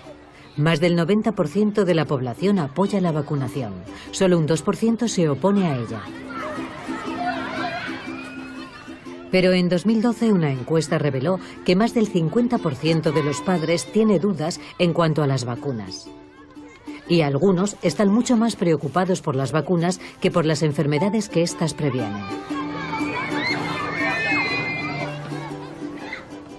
Hasta hace poco, Yumana y Billy Chandap disfrutaban de una vida familiar rutinaria. Pero entonces alguien, en algún lugar, le pasó un germen peligroso a Osman, su hijo recién nacido. Y de repente, la vida se les torció de forma horrible.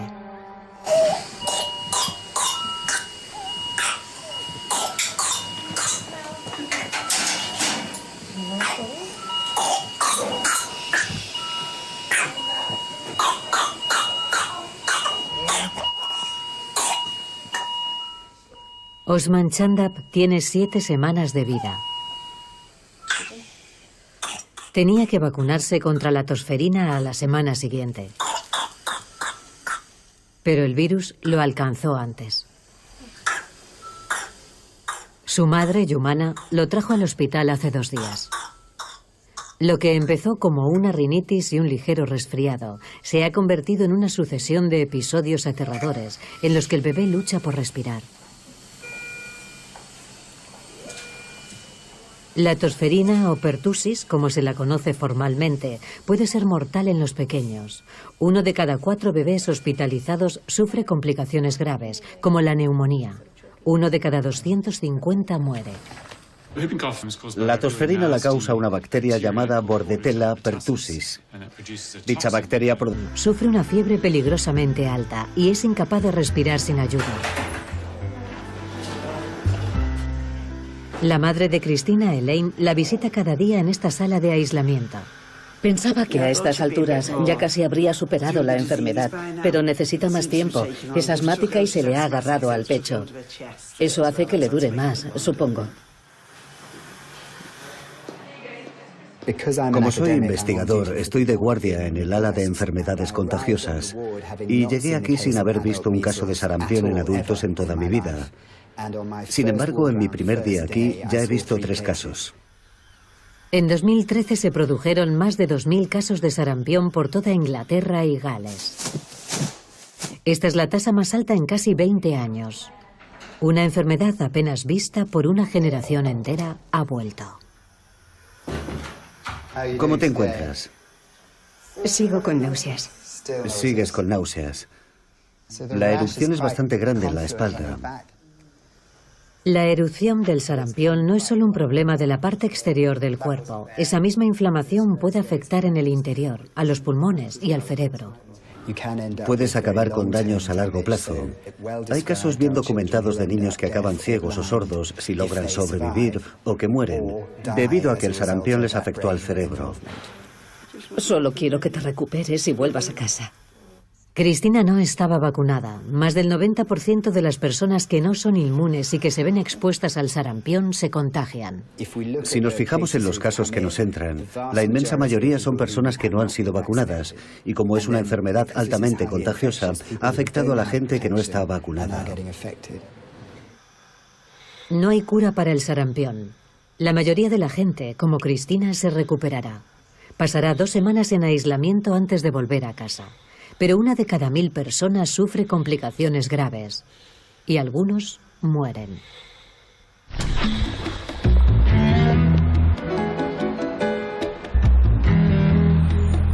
Produce una toxina que ataca a las vías respiratorias y provoca una bronquitis.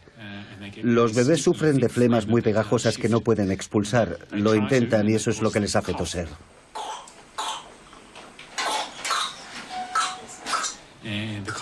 La tos tiene que ser muy vigorosa, pero a menudo los bebés no tienen toses efectivas y en ocasiones dejan de respirar. Si eso pasa durante bastante tiempo, obviamente no les entra oxígeno, por lo tanto se ponen rojos. Y si dura todavía más, pueden ponerse azules y eso asusta muchísimo.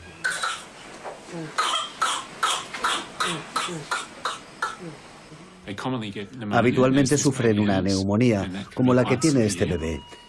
Y puede ser muy grave, por eso necesita oxígeno constantemente.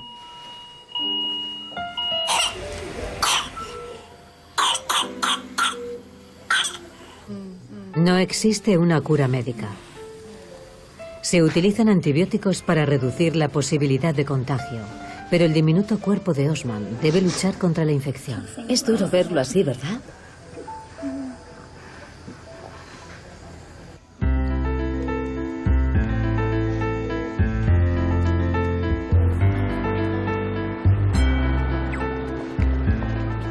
Por toda Australia, los niveles de tosferina detectados este año son los mayores de las últimas 5 décadas. En 2011 hubo casi 40.000 casos, y estas cifras se repiten por todo el mundo. La tosferina no es la única enfermedad que ha reaparecido. El sarampión también ha vuelto. Se han detectado más de 28.000 casos en Europa en 2011. 7.000 personas fueron hospitalizadas y 9 murieron.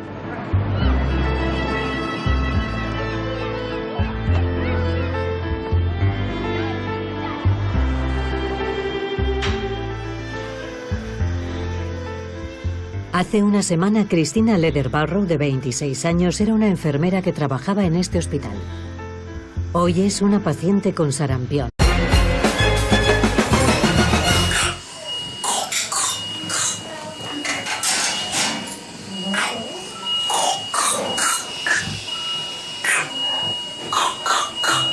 Enfermedades casi erradicadas hace 40 años por las vacunas, como la tosferina o el sarampión, están resurgiendo en la sociedad occidental por el descenso en la protección inmunológica. Hay gente que cree que no es necesario vacunar a sus hijos, porque tenemos un sistema inmunológico muy bueno. Pero se olvidan de que esos bichos que nos rodean han estado coevolucionando con nosotros, a veces durante millones de años, y en algunos aspectos son más inteligentes que nosotros. Cuanta más gente a mi alrededor esté protegida, menos posibilidades tengo de encontrarme con alguien que tenga la enfermedad. Pero hay casos de reacciones atípicas y graves ante una vacuna, que generan desconfianza entre la población y el consiguiente rechazo a la inmunización. Sufría convulsiones muy violentas. Echaba espuma por la boca. Estaba temblando. Y yo no sabía qué hacer. Soy uno entre 1 millón, en el sentido de que contraje la polio por la vacuna. Las vacunas, como cualquier otro procedimiento médico, pueden provocar daños, pero si las observamos objetivamente, con todo lo que hemos aprendido después de 200 años fabricando vacunas, podemos afirmar que sus beneficios superan claramente a los riesgos. El colectivo científico médico asegura que mientras la enfermedad exista en algún lugar de nuestra comunidad, estamos en peligro. ¿Cómo decidimos entonces si debemos vacunarnos o no? ¿Y qué riesgos entraña? Amor, miedo y vacunas. A continuación, en Documentos TV.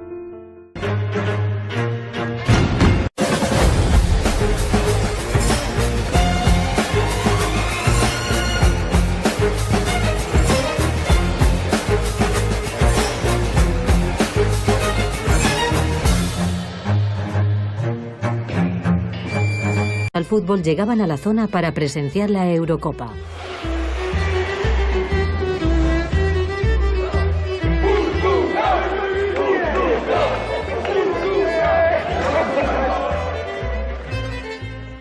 El virus del sarampión puede contagiarse por una tos, un estornudo o por el tacto.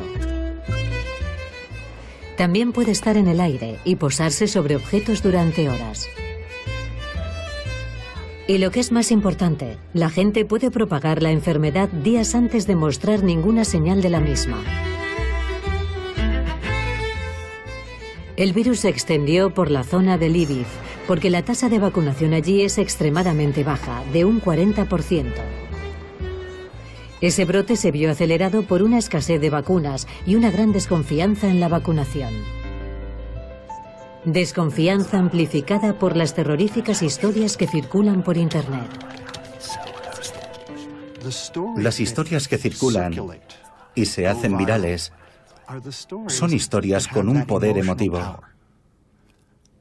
¿Y cuál es la historia más emotiva? La historia de algún niño herido.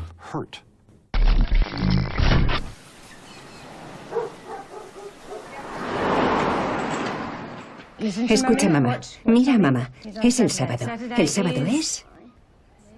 Con 6 años, Luke Philbin ya ha sufrido más de 500 ataques. Ataques que le han dejado muy vulnerable y con daños cerebrales. Es como una mezcla entre un niño y un recién nacido. Tiene 6 años y medio, pero en muchos aspectos es como un recién nacido. Es divino. Es la luz de nuestras vidas y un amor. Pero requiere de muchísimos cuidados y atención. Hay que vigilarlo constantemente. Tenemos cámaras en su cama. Luke nació siendo un bebé sano, feliz y normal. Cuando tenía 6 meses, Sam lo llevó al médico para ponerle sus vacunas. 17 horas después, Luke sufrió su primer ataque. Sufría convulsiones muy violentas. Echaba espuma por la boca. Estaba temblando. Y yo no sabía qué hacer, así que llamé a una ambulancia. Y cuando entraron en la casa se detuvo y se quedó totalmente inerme y se volvió azul. Y yo sufrí una especie de experiencia extracorporal. Yo estaba como volando, ¿sabes? Mirando hacia abajo, sin saber qué hacer. Da igual.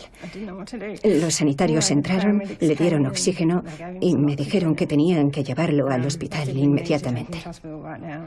Los médicos le explicaron que la vacuna le había provocado fiebre y que esta a su vez le había provocado el ataque. Y entonces, 10 días después, recibí otra llamada de Sam en el trabajo.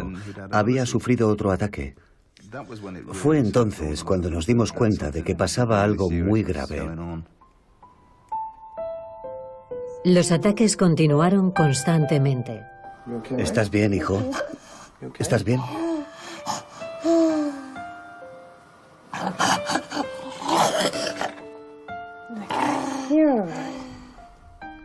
Acudí a Internet y me puse a buscar por todas partes. Miré en libros pro vacunas y antivacunas para encontrar historias similares. Durante 6 meses pensábamos que todo había sido provocado por la vacuna y nos culpábamos. ¿Por qué le hemos hecho eso? Si no lo hubiéramos vacunado, todo iría bien. Tenemos amigos con hijos de la misma edad que han sido vacunados. Y en nuestra familia solo le ocurrió a Luke. No lográbamos entender por qué. Después de muchos meses investigando en busca de respuestas, descubrieron que la clave de la enfermedad de Luke estaba al otro extremo de Melbourne. La profesora Ingrid Scheffer lidera un equipo de neurocientíficos australianos que estudian casos extraños como el de Luke, casos en los que se producen largos periodos de ataques poco después de las vacunas. ¿Puedes ver el canguro? Mira el canguro. Ahí está Ingrid. Es importante que hubiese ocurrido tan cerca del periodo de vacunación. Y eso fue lo que nos llevó a pensar que era una encefalopatía de la vacuna. Y lo he dicho entre comillas, porque todo el mundo pensaba que al producirse el ataque justo después de la vacuna había sido la causa. Eres un niño perfecto. Durante 6 años el equipo de Ingrid estudió a sus pacientes meticulosamente. Se dieron cuenta de que los historiales y los síntomas coincidían con una forma rara de epilepsia llamada síndrome de Dravet. El síndrome de Dravet es un caso grave de epilepsia que comienza en la infancia y afecta a bebés perfectamente normales y sanos. A los 12 meses empiezan a desarrollar otro tipo de ataques. Por lo tanto, tienen un desarrollo normal hasta que cumplen 1 o 2 años, momento en el que el proceso se ralentiza. Y la mayoría de niños con este síndrome sufren problemas intelectuales. El síndrome de Dravet viene provocado por una mutación en un gen concreto llamado SCN1A. Y eso afecta las conexiones del cerebro. Esta es una nueva mutación, no es algo que se pasa de padres a hijos. En 2006, el equipo realizó un descubrimiento clave. La mayoría de los niños que sufrían ataques prolongados tras la vacunación también tenían el gen del síndrome de Dravet. El gen, la mutación SCN1A, es la causa del síndrome de Dravet y la vacuna es la desencadenante del ataque. Por sorprendente que parezca, la vacunación comenzó como un tipo de terapia tradicional hace al menos 1000 años. En India, cuando una epidemia de viruela se acercaba a una ciudad, se dice que había gente que hacía cosas extraordinarias, como ponerse en una cola para comprar la enfermedad. Los curanderos, conocidos como brahmins, cogían un trapo y frotaban el brazo de una persona. Luego le raspaban la piel, lo suficiente para hacer sangre. A continuación les aplicaban pequeñas postillas secas de viruela, tomadas de pacientes que habían sobrevivido a la enfermedad. La mayoría de ellos enfermaban, pero se recuperaban, y desde aquel momento se volvían inmunes. Hace más de 1000 años, los brahmins ya observaban uno de los principios básicos de la inmunidad. Es muy extraño que alguien se infecte 2 veces. Tenemos que reconocerles el mérito. Tenían razón. Sabían que había algo que te protegía, aunque no tenían ni idea de lo que era ni del por qué.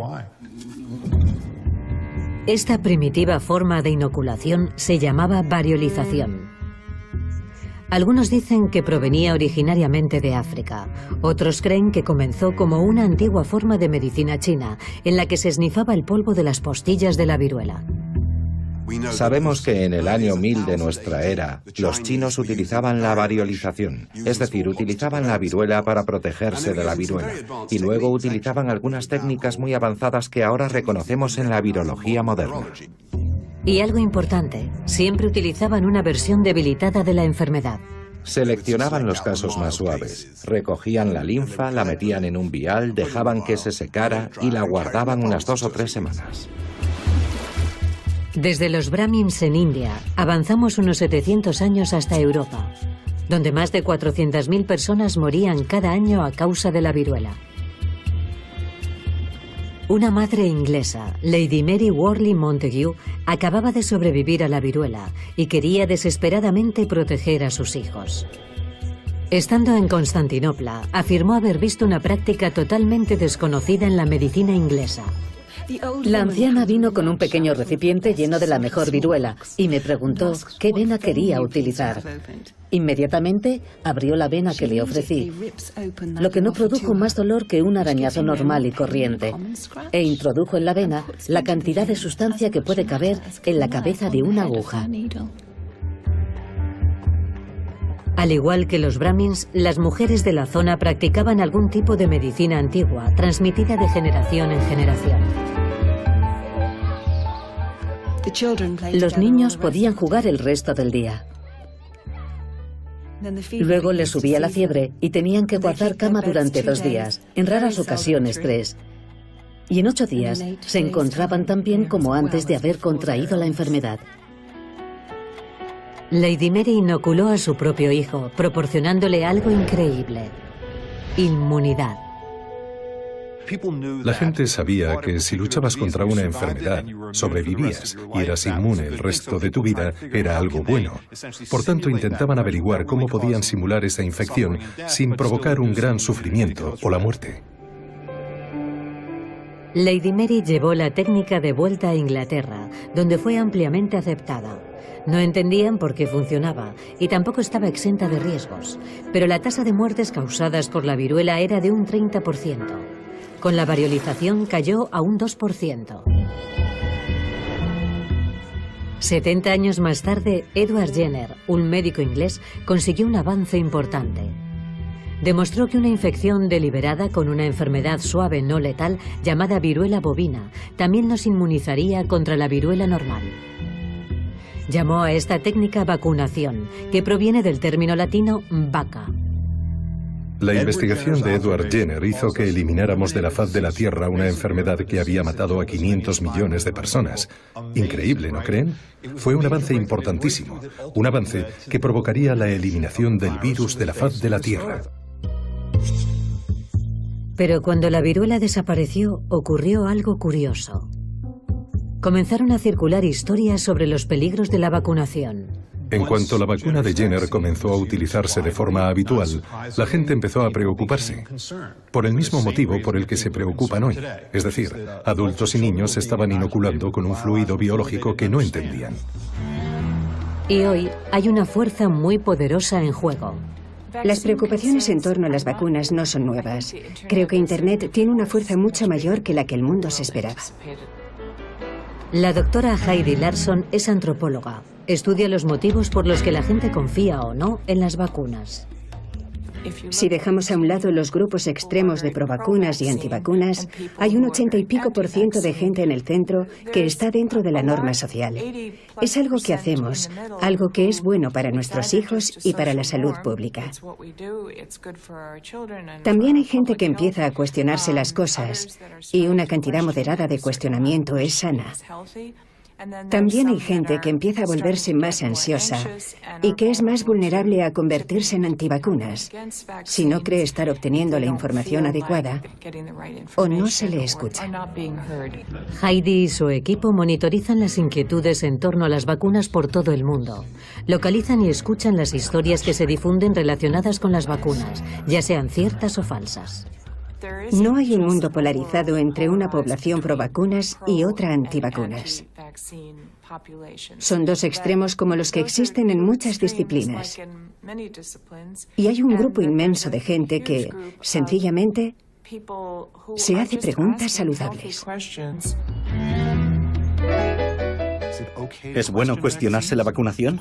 Claro que sí. En los pequeños, 1 de cada 4 bebés hospitalizados sufre complicaciones graves, como la neumonía. 1 de cada 250 muere.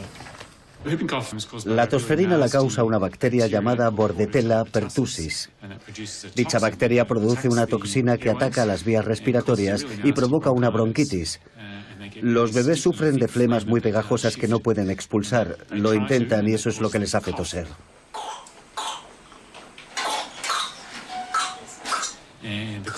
La tos tiene que ser muy vigorosa, pero a menudo los bebés no tienen toses efectivas y en ocasiones dejan de respirar. Si eso pasa durante bastante tiempo, obviamente no les entra oxígeno, por lo tanto se ponen rojos. Y si dura todavía más, pueden ponerse azules y eso asusta muchísimo.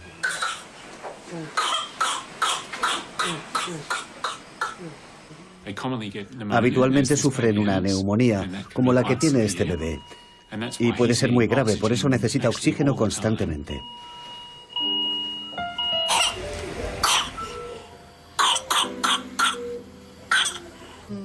No existe una cura médica.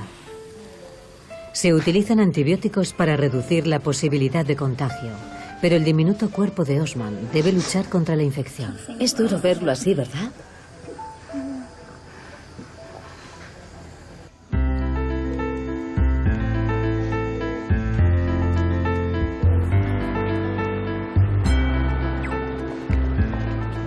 Por toda Australia, los niveles de tosferina detectados este año son los mayores de las últimas 5 décadas. En 2011 hubo casi 40.000 casos, y estas cifras se repiten por todo el mundo. La tosferina no es la única enfermedad que ha reaparecido. El sarampión también ha vuelto. Se han detectado más de 28.000 casos en Europa en 2011. 7.000 personas fueron hospitalizadas y 9 murieron.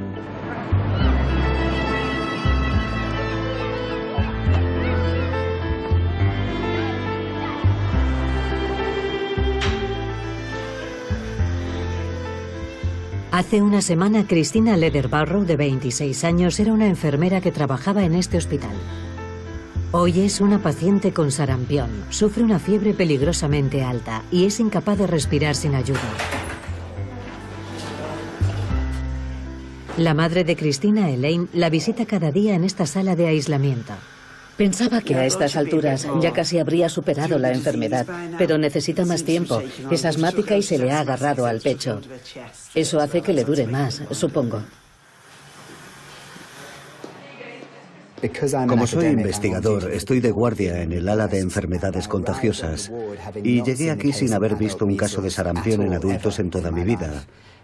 Sin embargo, en mi primer día aquí ya he visto 3 casos. En 2013 se produjeron más de 2.000 casos de sarampión por toda Inglaterra y Gales.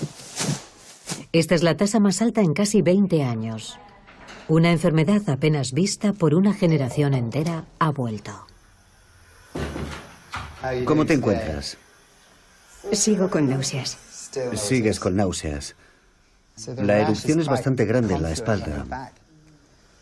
La erupción del sarampión no es solo un problema de la parte exterior del cuerpo. Esa misma inflamación puede afectar en el interior, a los pulmones y al cerebro. Puedes acabar con daños a largo plazo. Hay casos bien documentados de niños que acaban ciegos o sordos si logran sobrevivir o que mueren, debido a que el sarampión les afectó al cerebro. Solo quiero que te recuperes y vuelvas a casa. Cristina no estaba vacunada. Más del 90% de las personas que no son inmunes y que se ven expuestas al sarampión se contagian. Si nos fijamos en los casos que nos entran, la inmensa mayoría son personas que no han sido vacunadas y como es una enfermedad altamente contagiosa, ha afectado a la gente que no está vacunada. No hay cura para el sarampión. La mayoría de la gente, como Cristina, se recuperará. Pasará 2 semanas en aislamiento antes de volver a casa. Pero 1 de cada 1000 personas sufre complicaciones graves y algunos mueren.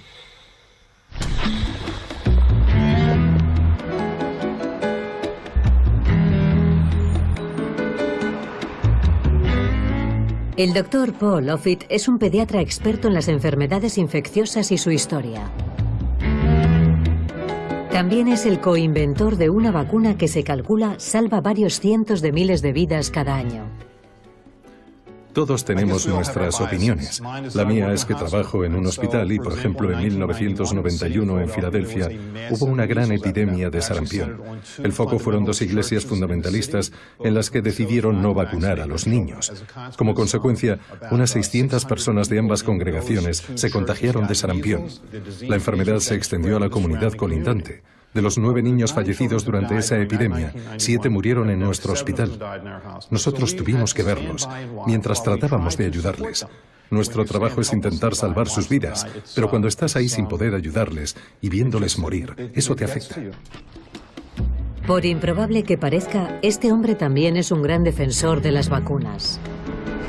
El doctor Peter Fisher es el director clínico del mayor centro de salud alternativa de toda Europa y es el homeópata de Su Majestad, la Reina Isabel. Creo que es perjudicial que exista tal polaridad entre los provacunas y los antivacunas. Es indiscutible que la inmunización ha salvado la vida de muchísimos millones de personas, especialmente niños por todo el mundo. Y algunos homeópatas se oponen a la inmunización, pero creo que se equivocan, porque el fundador de la homeopatía, Samuel Hahnemann, era un ferviente defensor de la vacunación.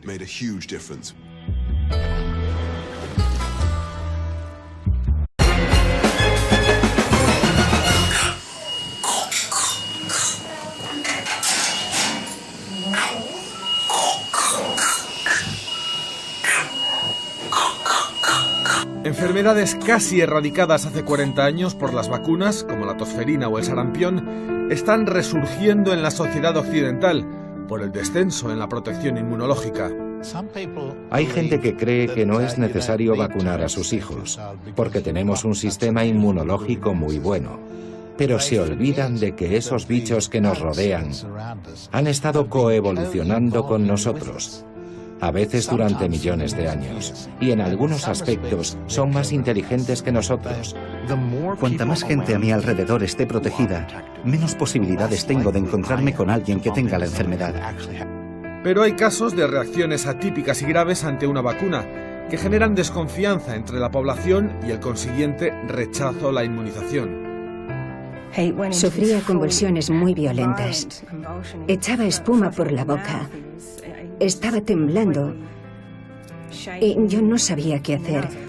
Soy 1 entre 1 millón, en el sentido de que contraje la polio por la vacuna.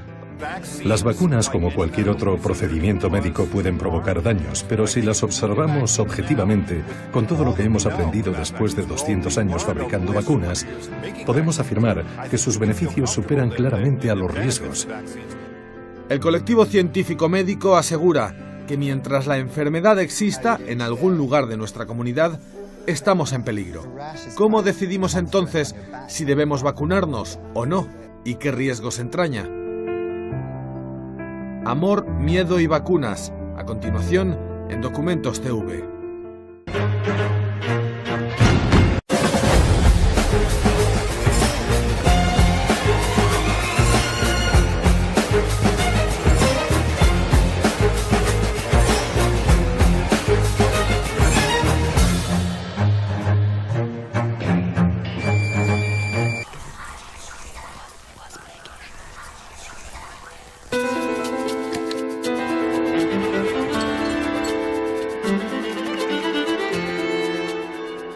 Nuestras vidas están unidas como nunca antes, conectadas cada día de miles de formas imperceptibles.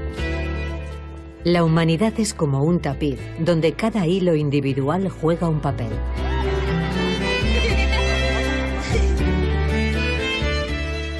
Pero hay peligros entre nosotros.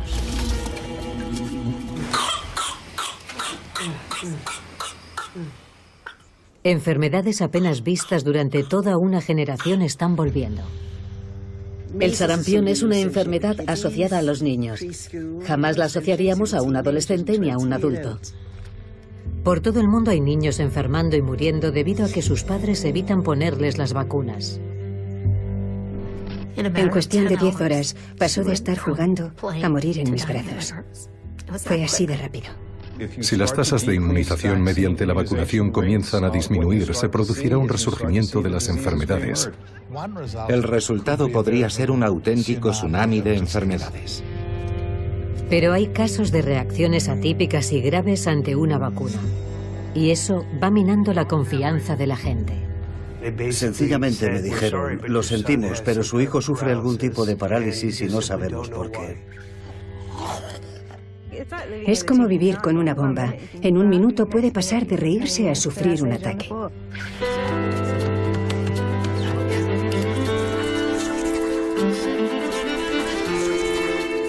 ¿Cómo decidimos si debemos vacunar o no? ¿Y cuáles son los auténticos riesgos?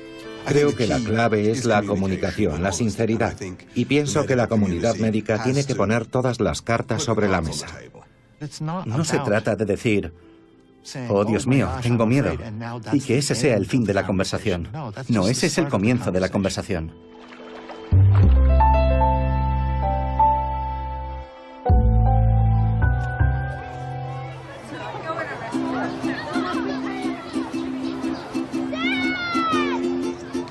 En Australia, como en gran parte del mundo desarrollado, las vacunas están ampliamente aceptadas. Más del 90% de la población apoya la vacunación. Solo un 2% se opone a ella. Pero en 2012 una encuesta reveló que más del 50% de los padres tiene dudas en cuanto a las vacunas. Y algunos están mucho más preocupados por las vacunas que por las enfermedades que éstas previenen. Hasta hace poco, Yumana y Billy Chandap disfrutaban de una vida familiar rutinaria. Pero entonces alguien, en algún lugar, le pasó un germen peligroso a Osman, su hijo recién nacido. Y de repente, la vida se les torció de forma horrible.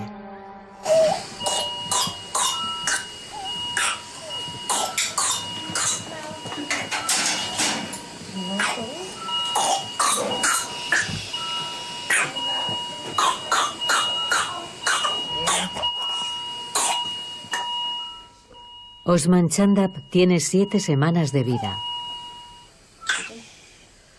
Tenía que vacunarse contra la tosferina a la semana siguiente. Pero el virus lo alcanzó antes.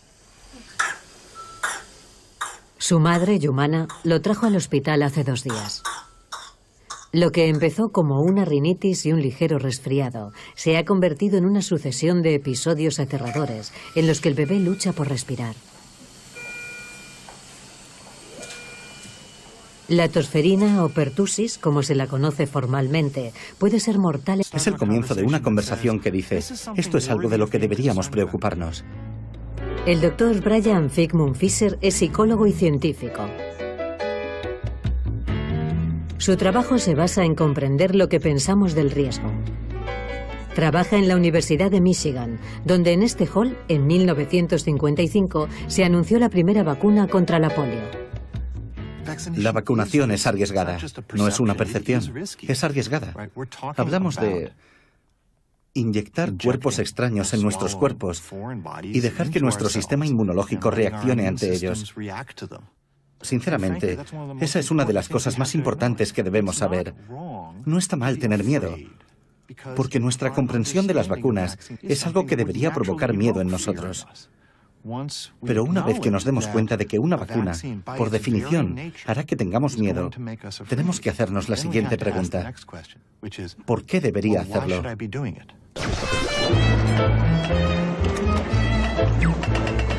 El primer paso para comprender la vacunación es comprender la inmunidad. Sir Gustav Nossal es una superestrella de la inmunología. Con 81 años, ha sido testigo y precursor de tremendos conocimientos acerca de cómo nuestro sistema inmunológico nos protege. Lo que hemos visto en el mundo industrializado es que básicamente todas las epidemias importantes han desaparecido. Tal vez la más dramática de mi vida haya sido la polio. Cuando era pequeño, mi madre no nos dejaba ir a la piscina ni al cine durante una epidemia de polio, por miedo a que pudiéramos contraer esa terrible parálisis infantil.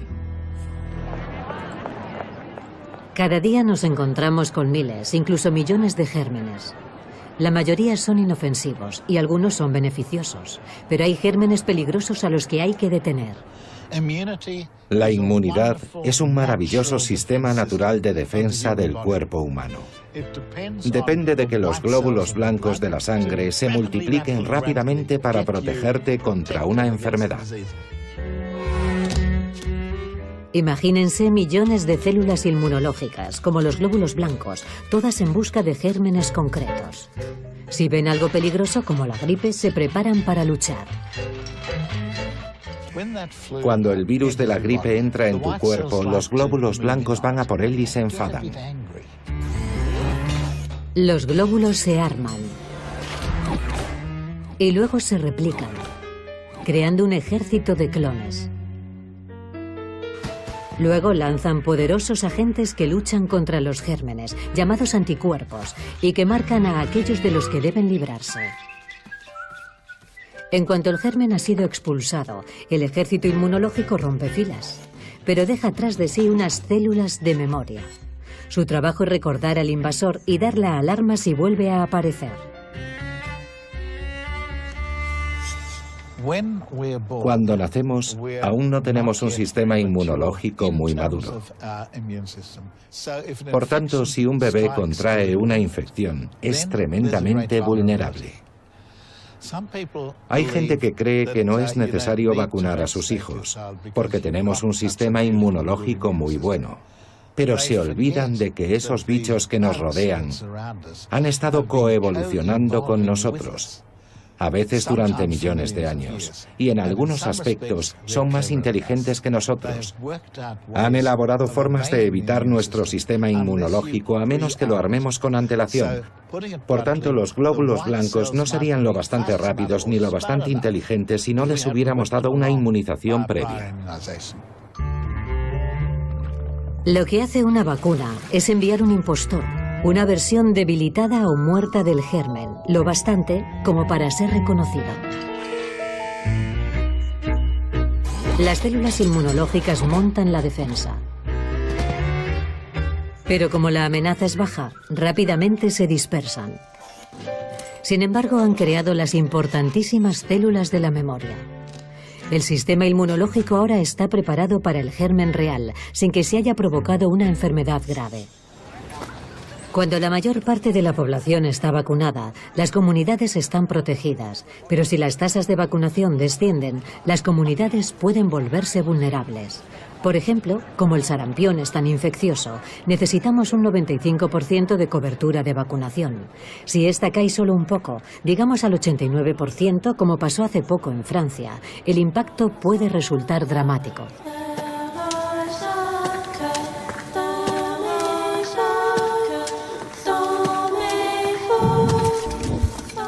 En 2007 hubo solo 40 casos de sarampión en toda Francia.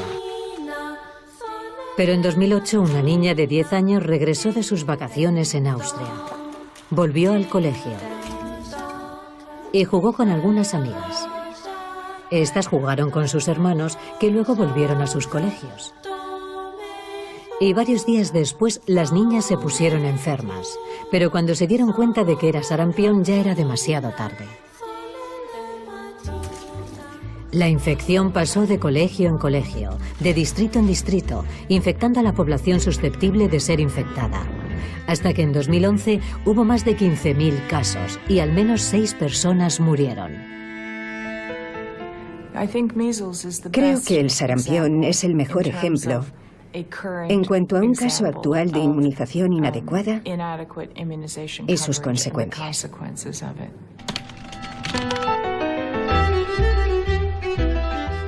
En 2012 el brote de sarampión llegó a Ucrania. A mitad de año se habían producido más de 10.000 casos, justo en la época en la que 1 millón de aficionados